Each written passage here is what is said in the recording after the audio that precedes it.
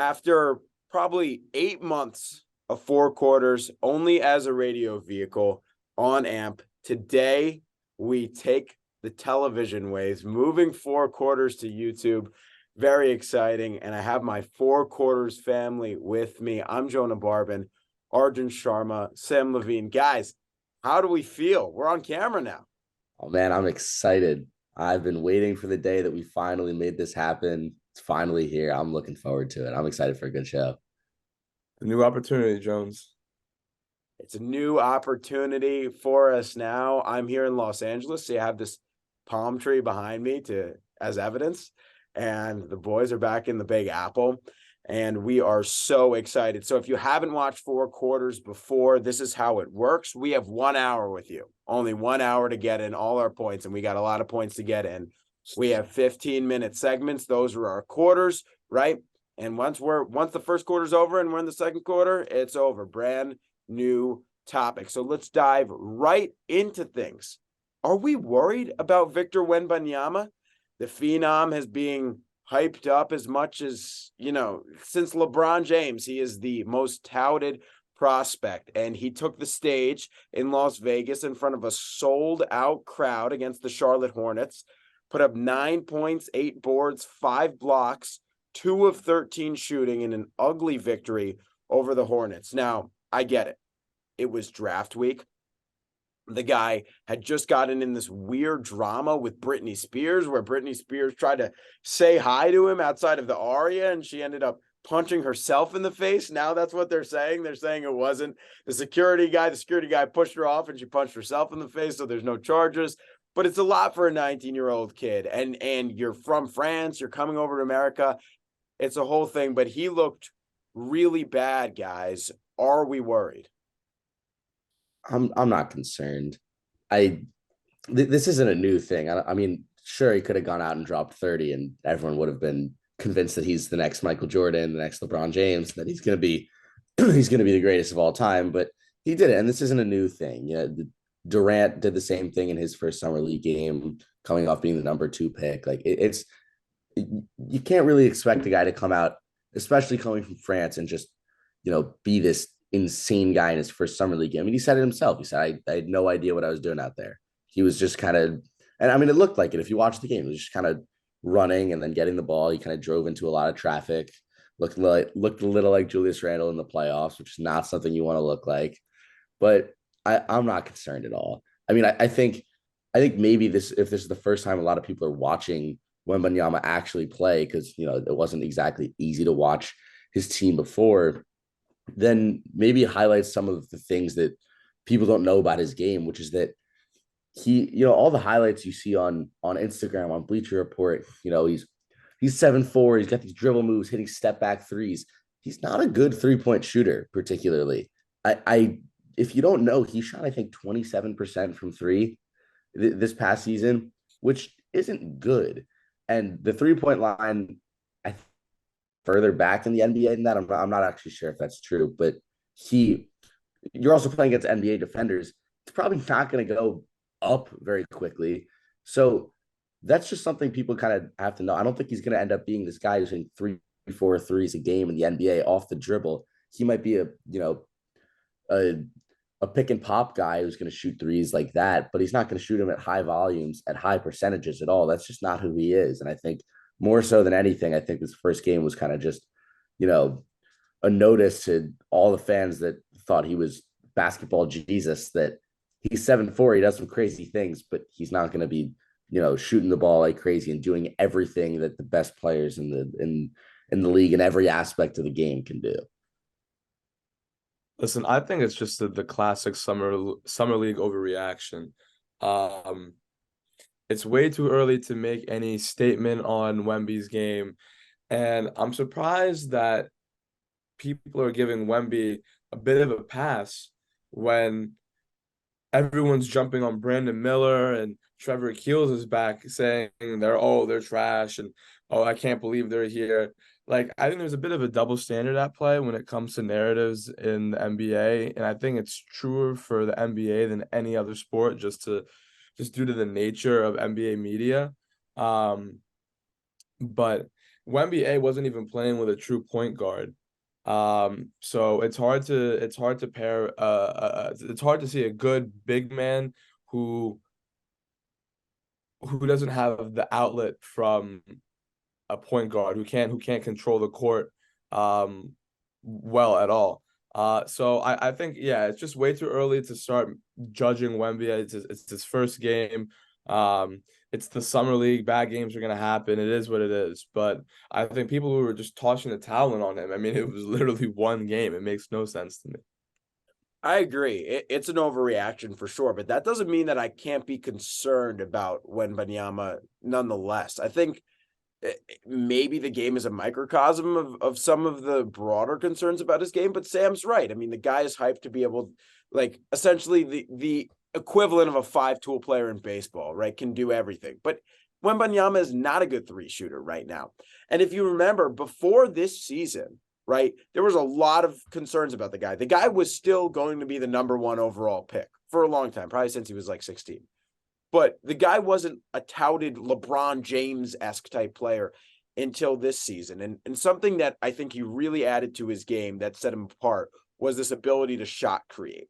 Once it was like, wow, Wembanyama can create shots for himself, people were like, this guy is going to be special. Really didn't look like he could do that yesterday. And I think it's going to be an adjustment in the NBA to be able to eventually get to that point. I think he can get to that point, but I don't think it's going to be overnight. There's also injury concerns. Listen to this. December of 20, stress fracture in leg. November 21, broken finger. December 21, right shoulder blade bone bruise. June 22, muscle injury. Did not miss a game in the pre-draft season, though. So again, coming off this really strong season, pushed him into this LeBron James territory, but I'm not ready to tout him like LeBron. I don't even know if he'll be the best player in this draft. I got to be honest, there's a lot of good players. I look at Amen Thompson. I look at Scoot Henderson, right? I even look at Brandon Miller, who I know the guy's been committing a lot of fouls and people have been on him, but I would comp Brandon Miller as a closer player to Kevin Durant than Wembanyama is. And Wembanyama has been drawing a lot of Kevin Durant comparisons. I don't know what I'd compare Wembanyama to. Maybe he's a Giannis. Well, Jones, I think an important thing for fans is they have to temper their expectations a little bit. You can't just start calling him the 7'4" KD off the rip.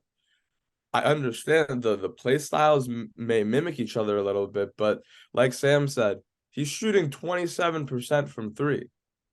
So, yes, I think he very clearly has the potential. If there's anyone in the league who has the potential, it's Wemby.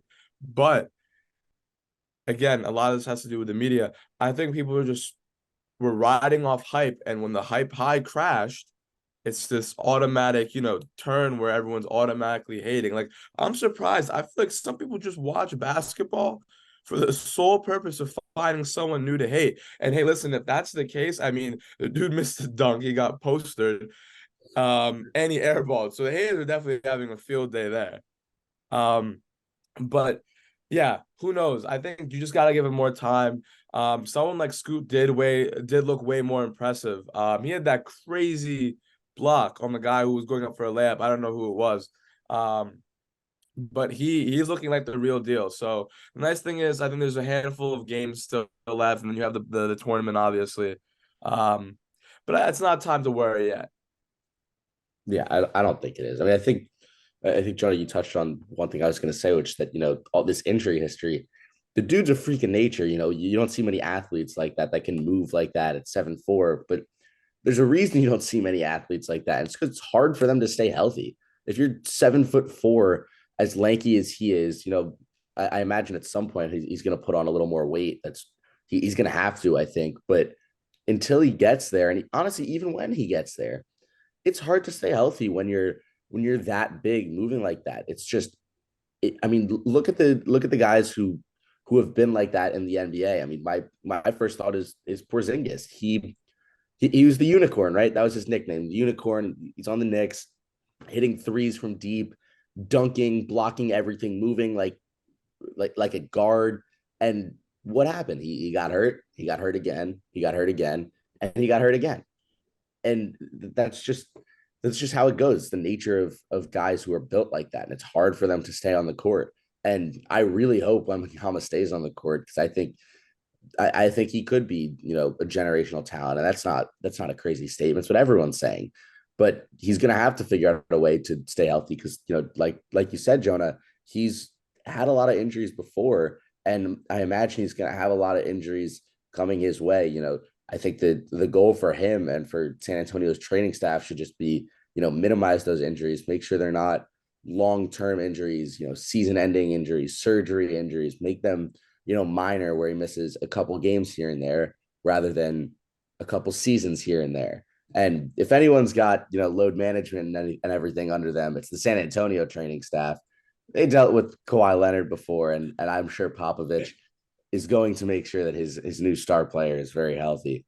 But yeah, I mean, it's going to be hard for him to stay healthy. It's just that you can prepare yourself as much as you want when you're that big. I mean, switching sports here really quickly, just when you're that big and something, look at Giancarlo Stanton. He has, I imagine, the best training staff in the world. I imagine he's going through every single regimen he can in the offseason. He's doing yoga. Doesn't matter when you're that big, when you're built like that, something's going to happen. You're going to get hurt. So I honestly feel like you're just going to have to build games in where, he's going to be out with injury. So there's that. I think he's bound to get hurt. It's going to happen. I feel like it's a foregone conclusion. Yeah, I was talking to a guy yesterday who used to work for the Nuggets, and he was saying, which is not really a hot take because this guy's the best player in basketball, but Wemby needs to study Jokic film. He needs to not come into the league trying to be this crazy unicorn that we're hyping up to be. He needs to come in like a European big man and try to be a Nikola Jokic, have the decision-making of a Nikola Jokic. And I did kind of like that because I think something when he talks about, I have no idea what's going on out there. That does speak to the game being too fast, not being able to know when to distribute, not being able to know when to shoot. And I'm not comparing his game to Jokic. I think they have very different play styles. But I think learning how to make decisions that quickly is going to be big for Wembanyama. Now, speaking of Popovich, you brought him up. He just re-upped. Did you see that yesterday? 5-year contract. He took one look at Wembanyama and he said, this is going to be a longer process than I thought. I was thinking about, the new Indiana Jones movie came out, Harrison Ford said, I got one more in me. I think Popovich looks at this Wemby project. He's like, screw it, guys. I've got one more in me. In these 5 years, will the Spurs make a legitimate run at a title, guys? I think it's got to be towards the end of that contract. I mean, Popovich has been there forever. It seems like he's probably going to die, the head coach of the Spurs. But I think they have a decent amount of young talent. But I think a lack of veterans on the team definitely hurts them. In my opinion, when it comes to basketball, to have a championship caliber operation, you need to have a healthy mix of young guys with talent, role players who can be any age as long as they play that role well, and veterans who don't even necessarily have to be as good as they used to be, but still be able to guide and coach the younger guys to mold them into even bigger superstars. And I'll give you an example of that. So Derrick Rose is going to the Grizzlies, right? I think this is a good opportunity for Ja to listen to someone for once and be mentored by a guy who used to be the best player in the league, 1,000 years ago. But I think Derrick Rose as a person is a good guy. He's obviously seen the lowest of lows and he's seen pretty high highs as well. So that's the type of relationship that I think or dynamic that needs to be on every single team. There needs to be some type of synergy between old guys, young guys, role players, whatever. Yeah, and that's the beauty of him being on the Spurs. I mean, we've talked about this before. He had that whole dinner with I think was it with Duncan, Ginobili, David Robinson. Which first of all, that picture is the funniest thing ever because he makes them look like children, and those are some of the best big men ever to play the game. And they're tall, but I mean to have that system kind of built in for him, where he's got those guys, some of the best players to ever play the game, mentoring him. Coach Popovich, the best coach to ever coach the game, and now he's got him for 5 more years. I personally, when I saw that, I was shocked because I kind of thought this was going to be I'm going to see you for a year or two, see you become, like a functioning NBA player, probably an all-star, and I'm going to kind of leave. So I didn't think he was going to be there for, another 5 years at the least. That kind of shocked me, but good for him. You're right, Arjun. He's going to die the head coach of the San Antonio Spurs. They're going to have to remove his dead body from the seat on the arena floor. But you're right. He's got to have that kind of system built in. But I still think, I mean, I don't know if San Antonio is a legit contender in the next 5 years. If Wembanyama hits his peak of what he's going to, what everyone wants him to be, what everyone thinks it can be, yeah, sure, he can turn my high school varsity team into a contender. He's insane. But if he's anything short of that, San Antonio doesn't have much else going for them. There's a reason they had the number one pick this year to get Wembanyama. It's because they didn't have much else. So they're going to need more young talent coming in the next, year, 2 years, 3 years. And the hope, I think, for them is that Wembanyama is so good that in 3 years, guys like Damian Lillard, the equivalent of Damian Lillard in 3 years are forcing trades, not to the Heat, but to the Spurs. Guys want to play with Wembanyama. I think that's how they're gonna end up being legit title contenders. I think that's kind of the angle that they're going for, and they're gonna have to get there in the next couple of years for them to be contenders at the end of this 5-year span that Popovich just re-upped for. Well, that was my timer for the quarter, which, by the way, I totally botched. And not only that it went off during your point, but I said it like during the quarter. I have no idea where we're at. So I'll assume it's time to move on to the second quarter in a second. I do like what you said, though. First of all, Pop is the GOAT, just reaffirms it. He sits back and he sees the project. He's not even at the game, I bet. He's probably drinking a bourbon, watching it, and he's like, yep, I'm in for this now. And I think in 5 years, yeah, it's tough to project. Who knows? Guys will want to play with Wemby for sure. Who knows how the Spurs will build? Who knows what kind of picks they'll have in the next couple of years? I think the future is bright, but the West is stacked right now. And looking, the next 2-3 years, I don't think the Spurs will be a playoff team. I know there are some people that are like, oh, the Spurs will win 40 games, 45 games. No. Just take this summer game as a reminder that there is some time for Wembanyama to develop. And like Sam says, there's a reason that they got Wembanyama. There's not much else to work around over there. So there's some time. Quickly, before we move on, I just want to say, I know we've hated on the guy a lot on this show, and rightly so. And we talked a lot about the scandal, which now seems to be kind of gone with the wind. But Brandon Miller, guys, I have faith. I know he hasn't played great in summer league either, but he was a guy I loved before this whole gun thing. And I think we're moving on from that as a stupid decision that he was kind of just wrapped up in.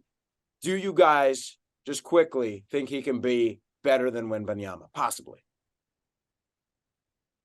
Yeah. That's a pretty big statement to unpack, Jonathan. There's a lot of factors that go into that. If Wemby is a bust, then yeah, then I think he will be better. That's not an answer. I think he could be better, straight up. I think Wembanyama could be I think he can be better too. Yeah. I think he can be better. I mean, you take away aside from the 15 fouls he had in the first 2 games of summer league, which I didn't even know you could get up to 10 fouls in a summer league game before fouling out. That was a stat that I was a little surprised to see, but I mean, I think he can. And that's what comes with your first 2 summer league games. That's why the summer league exists. It's to do that early on, is to get those fouls out of the way. But I think he can.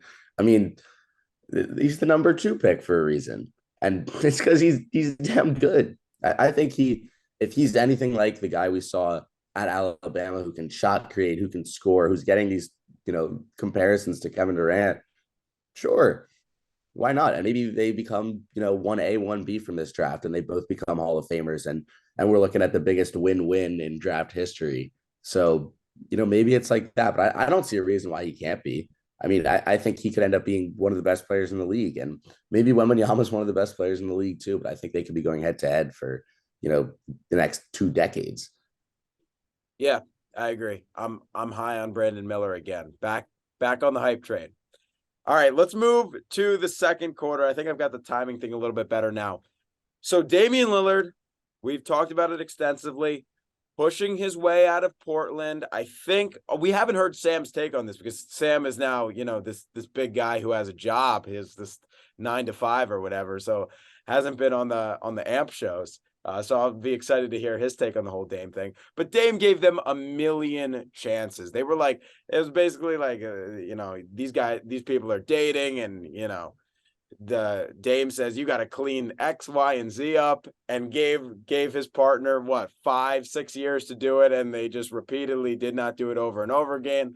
Traded CJ McCollum, the one kind of star with Dame, never got him a second star. Drafted Scoot instead of trading that asset for another star. Signed Grant, re-signed Grant as their big signing to go with Damian Lillard after the Scoot pick. Everything was pointing towards Dame pushing out. I think the organization is ready to move on as well and build around Scoot. So with that in mind, though, I don't think Damian is handling himself great lately, saying I'll only go to Miami. And essentially, if you trade, any other team in the NBA trades for me, I am going to be an unhappy asset. I understand wanting out of Portland, but this singular push to Miami, who, by the way, would have to do a 3-team deal because I don't think they have the assets, I think is not smart. Guys? I think Go ahead, Arjun, because I have like 4 points that I'm going to make about this. So you go first. All right. It's just funny to me how Dame has gone from one of the most respected, somewhat humble players in the league to this outright diva in the span of a literal week. I saw a report saying Portland was asking for 4 first-rounders and 2 solid players, which I think may be justified for a guy who is still in his prime. I mean, didn't he drop a 70-point game this season? Yeah. A guy who's still in his prime, who is a top 75 NBA player probably of all time. I mean, he was on the list, right? He was in the grouping. So I think a lot of that price tag is warranted. But I kind of think that he's tarnishing his own image in a sense by being such a diva and acting out and saying, "Oh, well, I'm not going anywhere if it's not Miami." I'm sure Miami fans are having a blast. And I would hate to see the Heat get any better because I despise the Heat after what they did to my sacred Knicks, which we've been through 1,000 times. But no doubt the asking price for any team is going to be high, but I can't seem to understand why he's so bent on going to Miami. It may be due to the potential he sees because they just had a giant run, but I don't know. Sam? Yeah, I heard a couple of things. I feel very strongly about this. First of all, there are reports that I think like 5 or 6 teams at the least said they'd be willing to help in a potential trade to get Dame to Miami. Why? I don't. Maybe one of you can help me understand this, but I don't understand why 5 or 6 NBA teams are looking at the team that just made the finals and are saying, "Yeah, we're going to help you get better." Why? I don't care if they're getting better. Quit being cowards and letting this guy go to a team. It's ridiculous. All these teams are being cowards. You're taking a team, especially if any of those teams are in the East. If any of those teams are in the East saying we're going to help the team that just won the East get better by giving you one of the best point guards in the league, and we're going to help facilitate it. That is ridiculous. That is the stupidest thing I've ever heard, and I think every single one of those teams should be ashamed of themselves. Next, I've been talking about this since the moment, people like Durant were saying they're going to hold out. I was talking about this with my dad a couple of years ago when Durant was saying, I'm not going to play for the Nets. I'm going to hold out. Okay. Sit on the bench and don't play. What are you going to do? You signed a contract that said, I'm going to stay here and play. If you don't want to play, okay. Sit on the bench. You're going to ruin your prime. You're going to ruin the end of your prime. You're going to ruin the years you could be playing basketball. You're going to sit there. You're not going to get money. You're not going to do anything. Great. Don't play. Or live up to your contract. Don't sit on the end of the bench. Play. Try and be good. Who knows? Maybe Scoot Henderson is the next LeBron James and he's going to make an impact immediately. Now you have 2 all-stars. Trade deadline comes. A star comes available. You get him, and now you're a contender. Who knows? But you're not going to sit on the end of the bench. You signed a contract that said, I'm going to stay here for X years and I'm going to play for X years. That should be it. That should be it. You're going to play for this team. And if you don't want to play here, it sucks. You signed a contract. That's the point of signing a contract, saying, I'm going to stay here and play. There's no reason to me that Portland should be saying, oh, you want out? Okay. You want to go to the Heat? We got you. I mean, that's ridiculous. It's ridiculous. If he doesn't want to play there, if Portland said, I understand maybe they're saying he doesn't want to play here. We might as well get something for him. Miami doesn't have enough to offer. Miami's not offering 6 first-round picks and these up-and-coming stars that they're offering. Tyler Hero. He's all right. He's not an all-star. Duncan Robinson, who was literally unplayable for most of the year, a first or two, and some pick swaps. What are you going to do? Pick swaps with the Heat? The Heat, who are going to have a terrible pick because they're good and they're going to get better with Damian Lillard. It's ridiculous to me. I think the fact that Portland is even putting up with this, let alone going to accommodate this trade, is insane. And I mean, do either of you feel differently? Am I crazy for saying this, or what do you guys think? This is the one case, Sam, where I'm not crazy mad at trying to accommodate a trade. Because like I said, Damian Lillard has given Portland a million chances. It's not like he's pushing out when they're really pushing to keep him. They're saying, we want you, but actions are speaking louder than words. They're not building a team around him. They are building a team around Scoot. And they've got these young guys, right? Simmons, Sharp, right? That seem to start to complement Scoot's play style, not really Dame's play style. So I think Portland's fine moving on from him as well, because everything that their GM has done has kind of pointed towards that direction. So I'm not so mad at Dame demanding a trade. I'm not so mad at it. I do think this push to Miami makes no sense. You're not a free agent. That's what free agency is for. You can pick Miami. You can't indicate where you want to be traded. That drives me crazy. And I know guys with no trade clauses abuse this in baseball. I know Giancarlo Stanton did this when he got out of Miami. He abused his no trade clause. He's like, I'm not going to St. Louis. Trade me to the Yankees or the Giants. Okay. I mean, that's a pretty easy way to go about things. And Sam, I couldn't agree more. It is the NBA especially, but it's happening in every league. It's far too player driven right now. The fact that the Nets were 11 games over 500 and Kevin Durant can go into the front office and say, screw this, I'm out.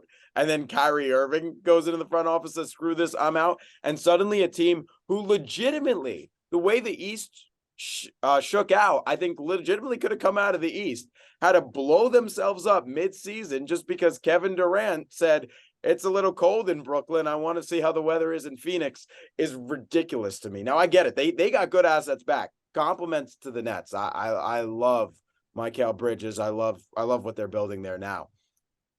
But the fact that you can 1 year, not even 1 year into a contract, demand a trade out of a team that's succeeding, that's doing what you set out to do, that has a really good coach too. It's not like you can say, wow, the Nets were dysfunctional. They had a really good coach. They were in the right place, and you can blow that up. It is crazy to me. And Sam, I agree. If I was a GM, I would be spiteful. I'd be petty. Sit. I don't care. I'm wasting my assets. Whatever. You're wasting your career. Kevin Durant, a chance to be considered in the GOAT conversation one day, and you're going to sit? You're going to sit a full season when you're perfectly healthy? No way. Call him on his bluff, right? There's a difference between accommodating a trade and what this is. Accommodating a trade, fine. We didn't build around you. You don't want to play here. We'll look into it. We'll look into a trade for you. But you're saying you only want to go to Miami. Miami doesn't have the assets to justify this trade. There probably isn't a team in the NBA that has the assets to justify this trade, other than maybe the Thunder. It doesn't look like the Thunder want Dame. I mean, there are a couple teams that have the assets, and none of them seem to be interested in this. So that should be the end of it. Accommodating a trade. You want to trade? All right, we'll look into it. It's pretty clear to me right now that there's no team in the NBA that is willing to offer enough to justify trading Damian Lillard to them, or even close to that. That should be the end of it. We're accommodating you. We looked. There's nothing there. Fine. Sorry. Play. That should be it.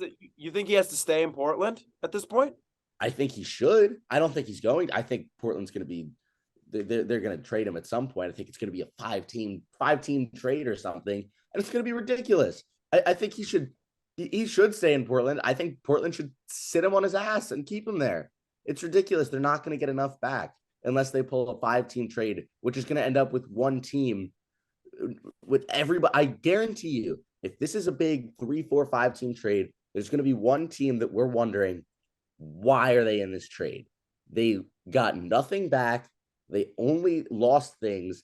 And it seems like the only reason they're in this trade is to facilitate Dame getting to Miami. I promise you that is going to be the case if this is a 3, 4, 5-team trade. There's going to be one team that we're going to be talking about on 4 quarters saying, why did they participate in this trade? And the only reason is going to be that it made the salary work, it made the deal work so that Dame could go to Miami, and it's going to drive me crazy.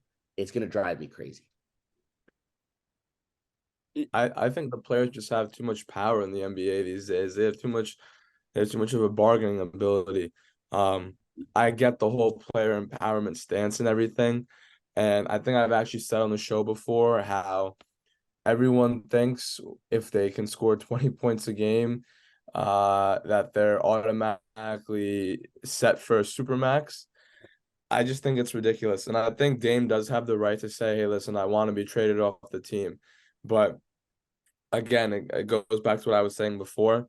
My whole criticism here is that you cannot be upset if a deal that is not working out for you to go to the team you want to. At the end of it, this is the business, and both teams are going to operate and what they think is right to do. I get that Dame's given the Trailblazers a decade of highs and a decade of loyalty, but like enough is enough at some point. I just think that the whole, and Jones, I think you said it, or Sam, maybe you said the KD example where he was, throwing a temper tantrum, kind of saying, "Oh, I'm not playing for the Nets anymore. I'm done playing for the Nets." Like, that can't be happening. If you sign a long-term contract, you have to keep, it's a two-way deal. You have to keep your end of the deal up. So I just think it's a giant headache, and involving teams in a four-way trade, like that's that's a little unnecessary. That's a little OD. So I get it. Dame's a good player, but this is just a ridiculous situation.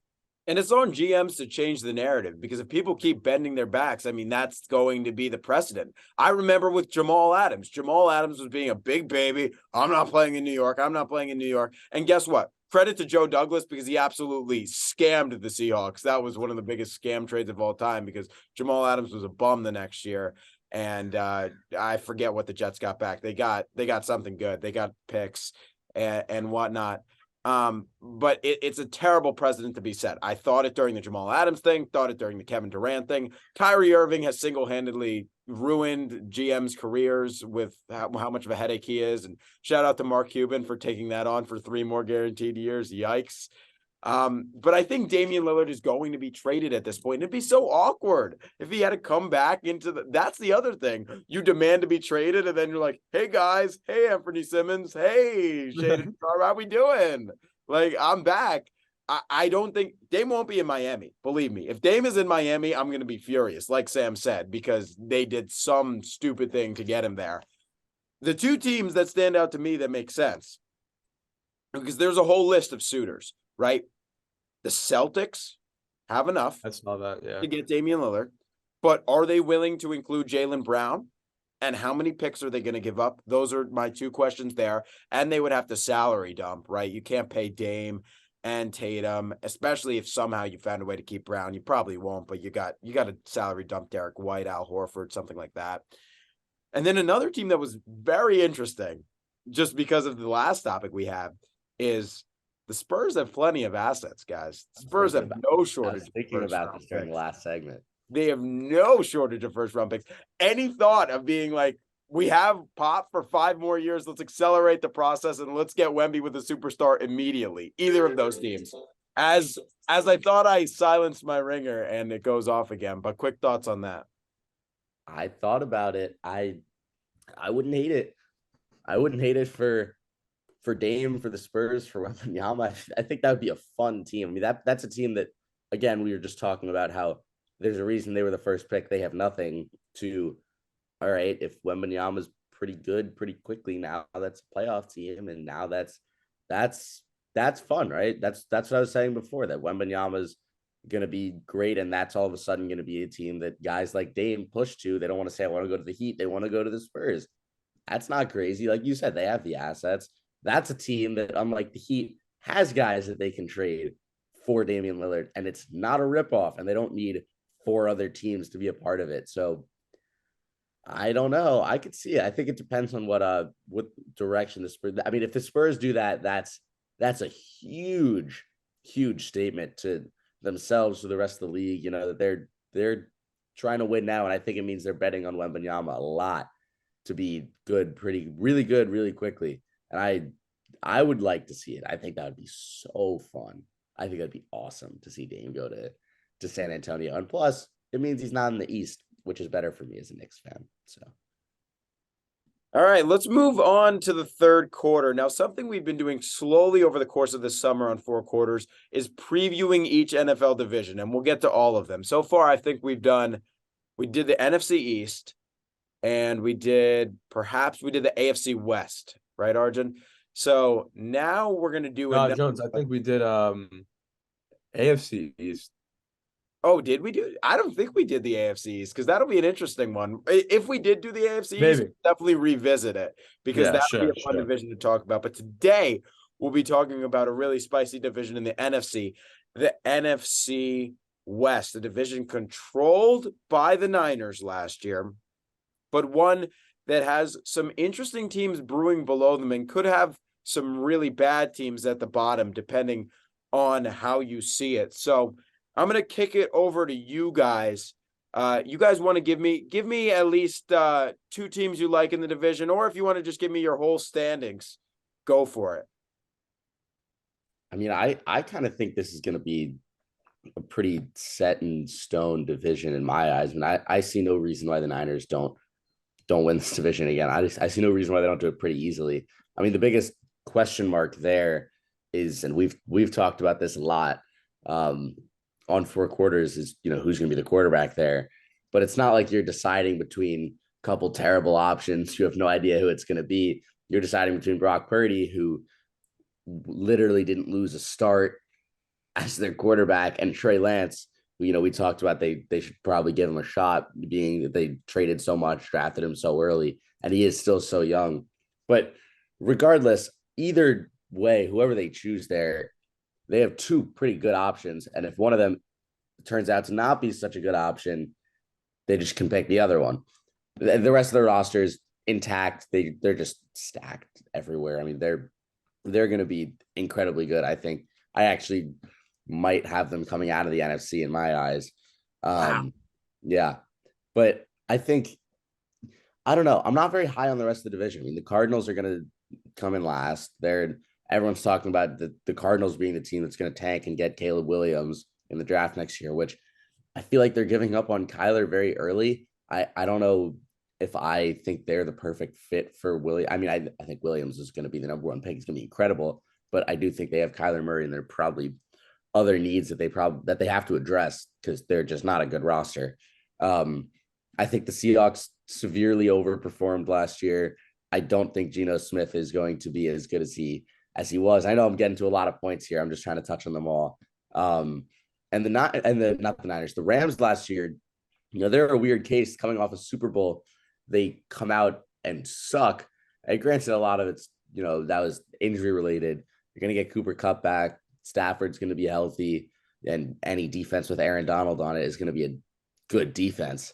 So, I mean, I think they bounced back a little, but I don't think they bounced back nearly enough to be legitimate contenders. I mean, I think we're looking at a division that's run by the Niners heavily, and I don't think any of the other 3 teams even make the playoffs. Actually, that's my prediction, is that the Seahawks, they fall off enough to fall out of the playoffs. The Rams aren't good enough. They're both going to be middling teams. I think probably around 8 and 9, 9 and 8. And if 9 and 8 is enough to sneak in, maybe then one of them get in. But I don't think we're looking at a conference that provides 2 playoff teams, at a division. Sorry. Jones, you want to go next? Oh, sure. You know, I was ceding the floor to you, Arch, but if you want me to start getting in points, I have plenty to say after Levine's points. I Be would my say, guest. okay, look, I think the 49ers are the second best roster in the NFC still, beside Philadelphia. And I think Philadelphia took even widened that gap a little bit with the way they drafted. I mean, Howie Roseman, hats off to you, man. The 49ers, they get Javon Hargrave actually from Philly. That's big on the line, right? Other changes, they let Robbie Gould walk, which they're just trying to get younger. They drafted the best kicker probably in the draft in Jake Moody out of Michigan. And a lot of their other draft picks are like, they're like the Yankees when they were in a really good spot, like getting guys behind guys who are already stars, ready to step up when they need to.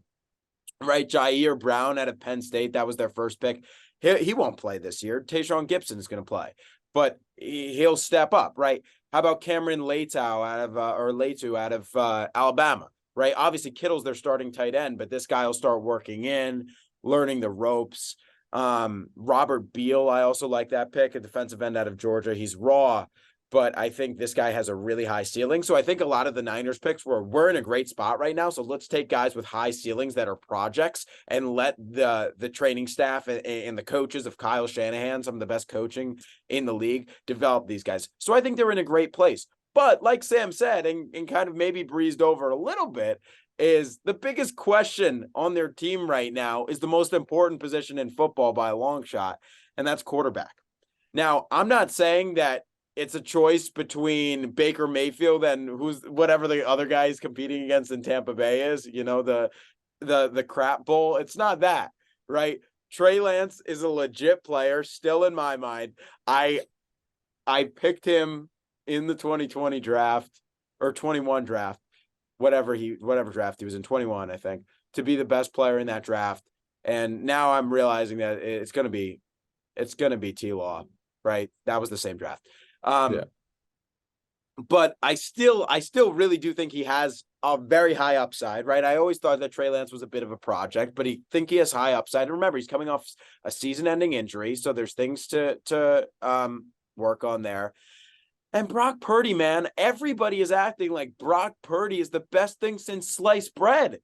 Okay, I get it, right? Maybe he shouldn't have been picked last in the draft, and I get it. It's a great storyline. Mr. Irrelevant to the NFC Championship in his rookie season. But why are we acting like this guy is a revelation to football? We haven't seen that many games. He was great for 8 games in the regular season, and then one playoff game, and then lost to Philadelphia when he was injured and he didn't really play. And I agree. If he was healthy for that game, who knows what would have happened. And I'm sure San Francisco fans want to push that storyline. But the dark reality of the matter is, San Francisco, you have a great roster, but you have no idea what you have at quarterback. You don't know if Trey Lance is going to pan out. And there's a reason why teams passed on Brock Purdy 7 times 1 year ago. Okay. We don't know yet. We don't know. And I know, Sam, you want to jump in. We don't know yet. I need to see him do it again. So for me to be like the Niners are going to run away with this division, when I look at what Seattle did, I think Seattle had the draft of the year. They had a great, maybe the Giants too, and perhaps I'm biased there, but Seattle had one of the best drafts. Devin Witherspoon, adding him to that defense. They get Jackson Smith-Njigba from Ohio State, who, by the way, pair him with DK Metcalf. Give Geno Smith another tool to work with. Kenneth Walker in his second season, and then you put Zach Charbonnet behind him. Man, I think Seattle, and their biggest question was the middle of the field on defense. And they bring Bobby Wagner back too, man. Seattle legend. I just can't rule these Seahawks out. I don't think this division is closed at all. I just think all right. To your point about the Niners, I think everything you're saying only proves my point further, which is that you have this question mark at quarterback. Brock Purdy wasn't throwing up 350 yards a game. He was no Patrick Mahomes when he came out. He looked more like a game manager. But the fact of the matter is, you take this guy who's the last pick in the draft. He's obviously not the most raw, talented guy, but yet you still go out and go undefeated with him. I feel like that just speaks volumes to the level of talent on their roster that they can do that. And if Purdy gets even a little better, if Trey Lance comes out and becomes the quarterback that people think he can be. If you take that roster with a quarterback that's even better now, I mean, that's all the more reason that they're just going to be an incredible team again, that they're a legitimate contender. And I think Brock Purdy, I feel like your floor here is at the quarterback position is Brock Purdy where he was last year. And that team didn't lose a game. So if your floor is a team with a guy under center that didn't lose a game, and obviously they're going to lose a game with Brock Purdy as the quarterback. It's going to happen. They're probably going to lose 2, 3, 4. But I feel like if that's your floor with the ceiling of everything Trey Lance could be, that's a pretty good place to be in my eyes. I think that's, I mean, John, I could tell you don't agree with me so much, but I feel like that's an incredible roster and a pretty good floor to have, no? Can I ask you something? What would the 49ers record be with Baker Mayfield this year? What do you think? 10-7, 11, 10-7. 10-7. Okay. How much evidence do you have that Brock Purdy is a better quarterback than Baker Mayfield? He won one season and he's coming off a season-ending injury. That's all I'm saying. And I know we keep saying Trey Lance, hype him up. He has a great ceiling, but he hasn't shown us anything. And by the way, there's rumors that Kyle Shanahan, like they might have put this guy out on the market. Nobody wanted him because if Kyle Shanahan is trying to trade a quarterback, why would you ever trade for that quarterback? Because that's Kyle Shanahan saying, I gave it my best shot. I couldn't figure the guy out. You go now. And if Kyle Shanahan can't figure a quarterback out, I'm out. And I'm going to jet in here. As good of a roster the 49ers have, this is exactly what I was going to say. And Jones, I'm glad you asked Sam that question about Baker Mayfield. The Kyle Shanahan quarterback system is pretty undefeated in my opinion. And I think, I'm not saying Brock Purdy's a bad player, but I think a lot of the success that gets put onto him is due to Shanahan and his mind. Because, I mean, the dude's a hell of a coach. If you're talking about running backs under Shanahan, I get it. It's different because, I mean, every running back that he has gets injured. But when it comes to quarterbacking under Kyle Shanahan, it doesn't really get any better than that. And to go into my rankings, I guess, because I'll just start talking about that now. I think the biggest question mark is, what's going to happen in the quarterback position? Do you guys think that Purdy's even going to be ready for the season after going under the needle for the surgery? And I think in training camp, it's going to definitely come down to Darnold versus Trey Lance. And we all know who's winning that. Not Darnold. But I think the Niners are still going to be the best team in the division. And Jones, you raised a good point about the Seahawks drafting well and everything. But I still think they have a little bit of a shallow edge rushing team. And I think a lot of unproven players on the defense. And I'm not saying the defense is bad, but I think the Niners defense is one of a top 3 unit in the league, which I literally remember saying last February or whatever, last January when I first joined the show. So I think in the 1 and 2 spots, it's going to be the Niners. But I don't want to go off on a tangent. So if any of you guys have anything else to say before we move on to 3 and 4. Well, I mean, I don't know what I want to. I'm going to pick Seattle to win the division. Just I have to. More of a guaranteed entity. I think Geno Smith is more of a guaranteed entity than a Brock Purdy right now. And I like the weapons that they have up there. I'm not saying I have more faith in Pete Carroll than Kyle Shanahan, but I have a lot of faith in Pete Carroll. And I love their skill positions. And I'm concerned about the quarterback position. I think it'll be close. Honestly, I could see the division going either way, but I think Seattle and San Francisco would be up there. And I could see fighting here where maybe I'm trying to think of who the wild cards would be. Cause there's 3 wild cards, right? I could see 3 teams from the East making it, right? In Philly, New York, and Dallas. And then South, who's in the South? 1 team's making it from the South, either Carolina or New Orleans. Yeah, probably. And then you go to the North, you have Minnesota and Detroit, maybe Chicago. I think one team will make it from the North. Yeah, that's what I'll say. I think these two teams will make the playoffs, and give me three teams from the East. I mean, listen, if you're confident in Seattle, I'm very happy making a bet with you right now on the winner of this division. I mean, I'm very confident in San Francisco. I'm very happy betting you a dinner sometime in January on the winner of this division. Yeah. You know what, man? You're on. Yeah.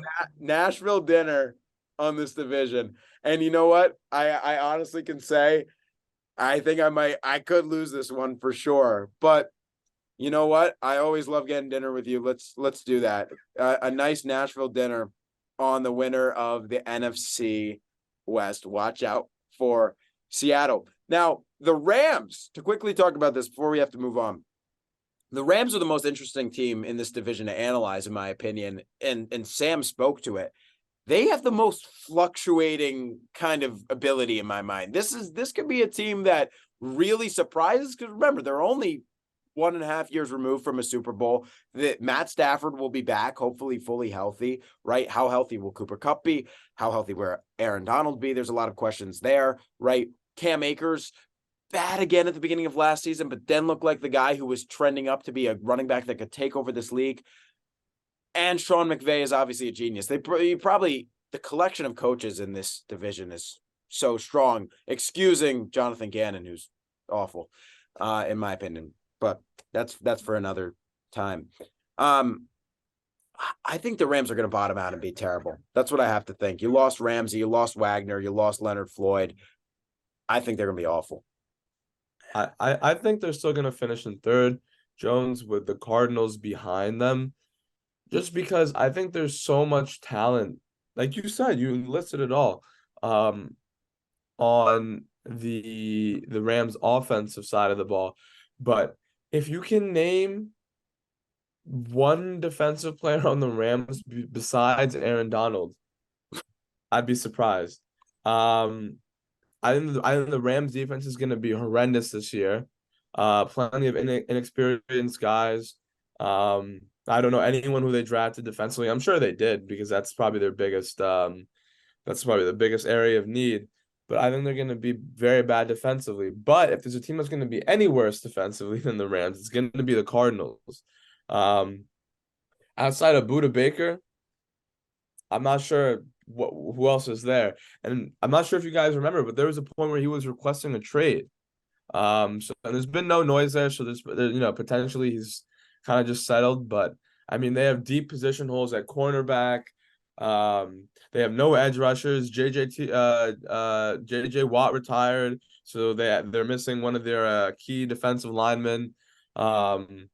And I get it, they're crowded at wide receiver. They have I'm assuming DeAndre Hopkins is staying. Marquise Brown, who was very, very good last year prior to the injury. I think Hopkins is going to be gone. I think he's gone. You think he's going to be gone? All right, well, regardless, I guess, okay, then Marquise Brown is going to step up. And I think I was doubting him before. I always thought Marquise Brown was going to be, a B-grade player on the Ravens, good, but he'll never be able to be anything more than that. But you also have Rondale Moore, who's a bit of a Swiss Army knife, and you have Greg Dortch, who showed a bit of flash last year. So I just think that the Cardinals and Rams defenses are going to be so bad that it's really going to hold them back from any real success. But I think the Rams offense is a tad bit better. So I'm going to have the Rams third, Cardinals fourth. I think that solely the prowess of Sean McVay can get the Rams to at least stay in the hunt. I think they're going to be a little like Detroit last year, where I think they're going to just kind of be around for a while towards the end and, eventually fall off. I think that's kind of how that's going to go. I think they're going to be somewhere sitting around 7-7 going into week 15. McVay I really think it's just going to be McVay who's going to get them there. Stafford will get them a couple wins. They'll be there. Maybe they'll finish 7-10, 8-9. They're not going to make the playoffs, but I think they're going to just be hanging around for a while, to the point where you can't really completely count them out and just say, they suck. They're going to be a top 5 draft pick. We don't have to worry about them. because I think they're always going to kind of be a team where you're playing and you don't have to circle them on your calendar, but you also can't say, all right, this is a free win. But I think they're going to come in third in this division, and I don't really think they're going to do much. I think they're always kind of just going to be a long shot away from the playoffs, needing to win, 3-4 straight games, and maybe they'll win 2 of them, but they're at the end of the day, they're not going to make it. Yep, I agree. They are not making the playoffs. All right, let's switch gears to the fourth quarter. It is MLB draft time, guys. Today, July 9th to July 11th. And I love what the MLB has done moving it to All-Star Weekend. So All-Star Weekend is out in Seattle, and they do the draft, they do the Derby, they do the All-Star game, all the festivities in one. I think they're doing a good job with that. Arjun and I were kind of talking about maybe ways to spice up the All-Star game itself, which is kind of a snooze fest, in my opinion. But Could be we worse. have a huge. What, you don't think it's a snooze fest? I don't think it's a snooze fest. I'm not, but yeah, like you said, I think there are definitely ways to make it better. But we agree, it's not as bad as the Pro Bowl, Jones. No, I mean the Pro Bowl is the worst thing maybe on American television, but the All-Star game could be better. I think the NBA has done good things with the All-Star game. Yeah. And by the way, if we want to quickly touch, Sam, I know you have thoughts on this. How terrible is this mid-season tournament that Silver just announced? Oh, I hate it. It's just so clearly a money grab that makes no. I mean, I watched the whole video of Richard Jefferson explaining how it works. First of all, the Knicks have the hardest group because of course they do. The Celtics group is awful because of course it is. But besides that, it's just a money grab. It's awful. I don't understand why. Like, I think how it works is like Tuesdays and Fridays in November, you're going to be playing like seeding games in like a round robin kind of way. And those are just regular season games. And then after that, they're going to take like a little break in the middle of December to play these meaningless games for the NBA Cup that means nothing. I saw one suggestion that was like, if you're going to do this, the winner of the NBA Cup should be like a guaranteed playoff spot, which I don't hate. I mean, I think it's stupid. I hate that. What if you stink and win the NBA Cup? Yeah, no, I think it's super stupid. But I think if you're going to make this mid-season tournament, there's no point in having this dumb tournament in the middle of the year if winning it gives you absolutely nothing. Like, what are you going to say? We're going to start talking about, the Lakers and Celtics have the most final wins, but all of a sudden the Hornets have 3 NBA Cups and they're now a glorified franchise. Like, it's ridiculous. I don't really see the point. I see the point from Silver's perspective, from getting more views and a fan's perspective, but as an NBA team, why would I care? I don't understand.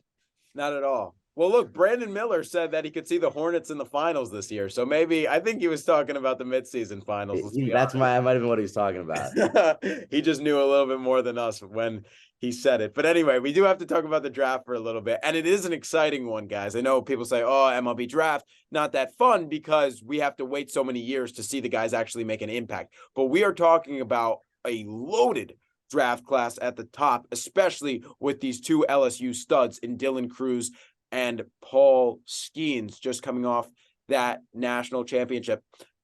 Guys, my number 1 pick, and I want to hear yours. I would go, a lot of people are saying Cruz.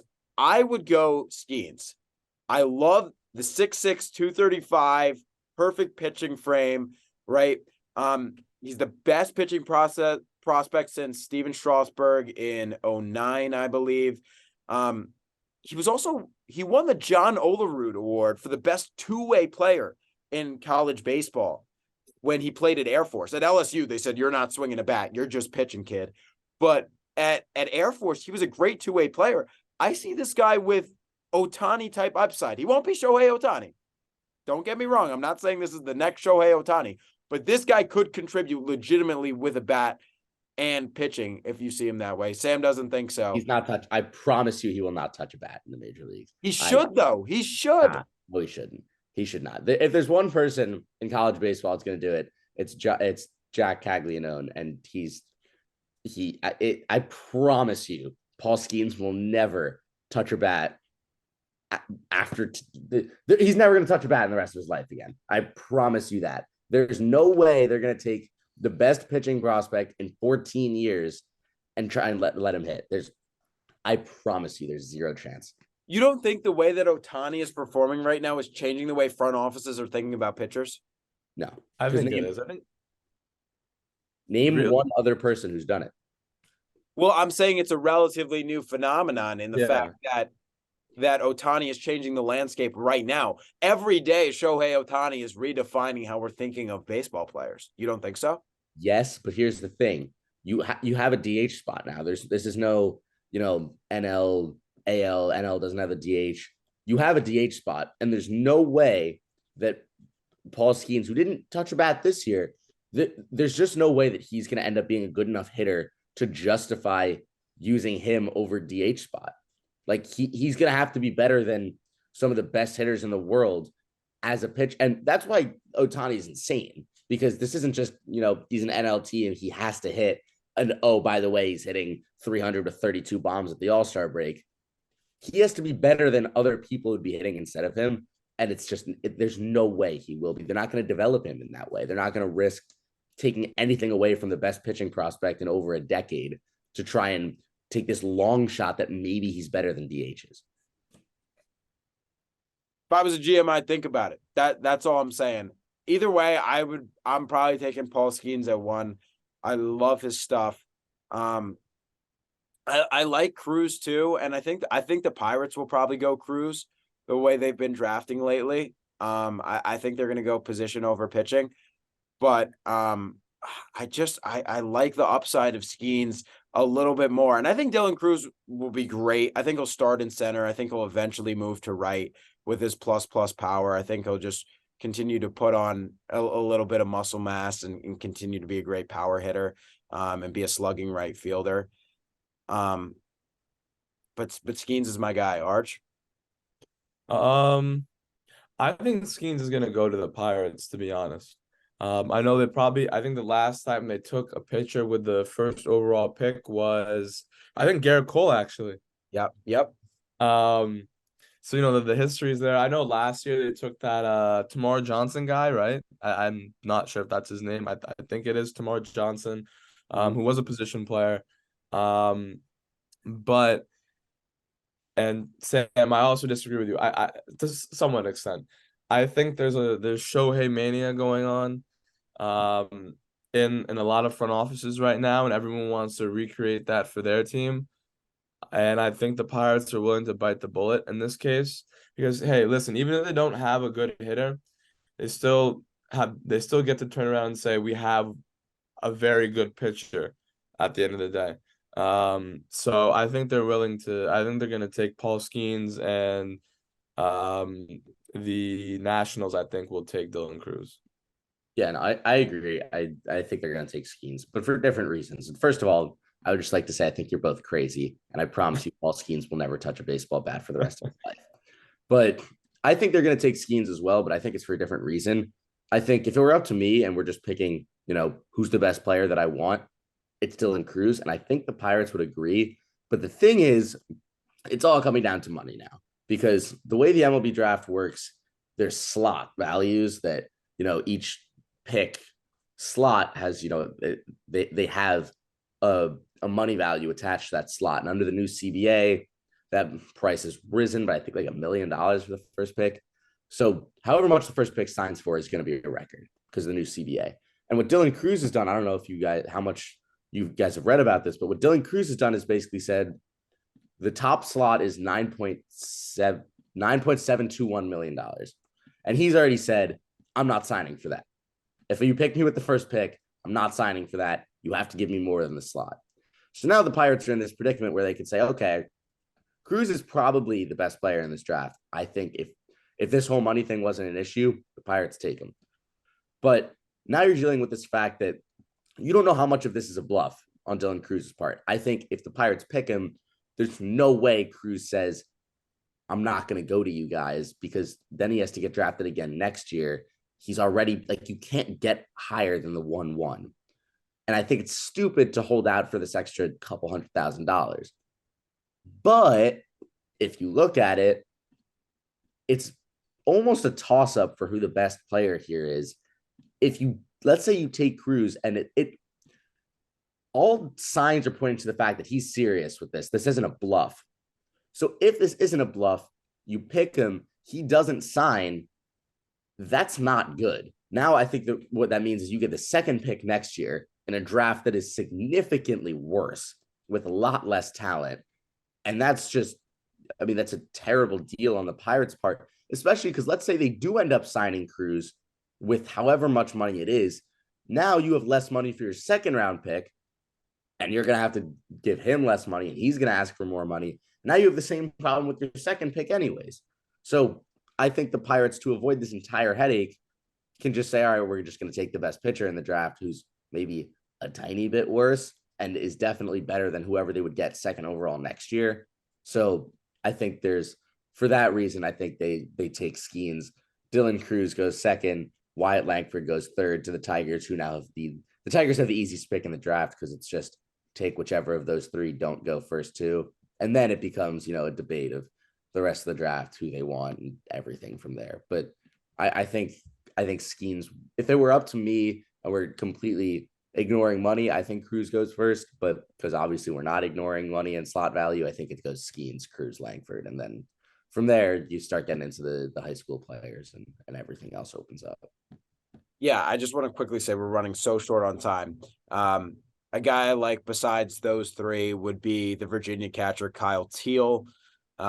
He's kind of a hit over power guy, walked more than he struck out, and I think he could be the best hitting catcher in baseball one day. So Kyle Teal is my guy to stay away from. Maybe I'm biased as a Vanderbilt man, but Chase Dolander, I mean, who drafts a guy who had a not significantly, but worse season in 23 than he did in 22, has command issues. I wouldn't touch Dolander with a 10-foot pole. I just want to say one thing, Sam. How much better of a pitcher would you say is Skeens than Ohtani? How much better is Skeens at pitching than Shohei is? I mean, it's tough to know now. In terms of just raw stuff, he's better.